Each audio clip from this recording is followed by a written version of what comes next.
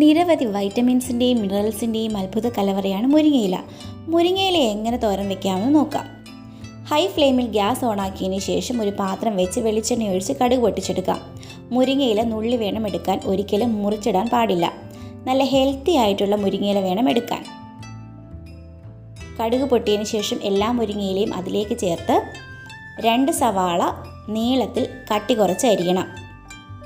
കുറച്ച് മഞ്ഞൾപ്പൊടിയും കുറച്ച് ഉപ്പും കൂടെ ചേർത്ത് വയ്ക്കുക. എന്നിട്ട് നല്ലപോലെ ലോ ഫ്ലെയിമിൽ വെച്ച് ഇളക്കുക.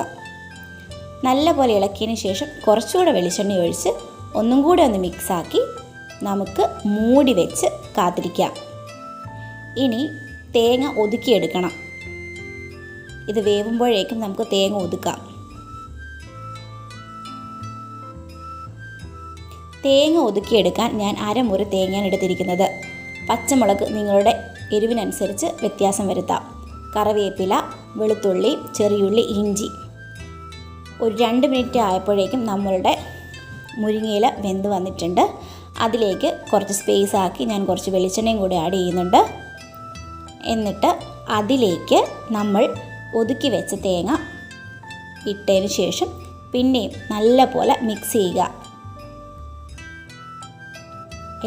എല്ലാ സൈഡിലും തേങ്ങ വരുന്ന രീതിയിൽ നല്ലപോലെ ഇളക്കി ചേർക്കുക.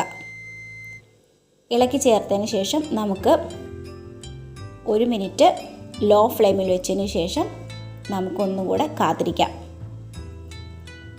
ഇനി ഒന്ന് നോക്കാം നമുക്ക് വെന്തിട്ടുണ്ടോ അല്ലെങ്കിൽ ഉപ്പ് കുറവുണ്ടോ നോക്കാം. ടേസ്റ്റ് ചെയ്ത് നമുക്ക് നോക്കാം.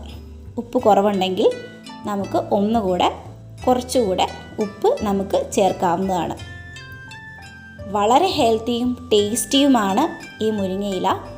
അതുപോലെ തന്നെ എല്ലാവർക്കും കഴിക്കാവുന്ന ഒരു തോരനാണ്. അപ്പോൾ ഈ ഒരു വീഡിയോ കണ്ട എല്ലാവർക്കും താങ്ക് യു. സബ്സ്ക്രൈബ് ചെയ്യാത്തവർ ചാനൽ സബ്സ്ക്രൈബ് ചെയ്ത് സപ്പോർട്ട് ചെയ്യാം. Thank you.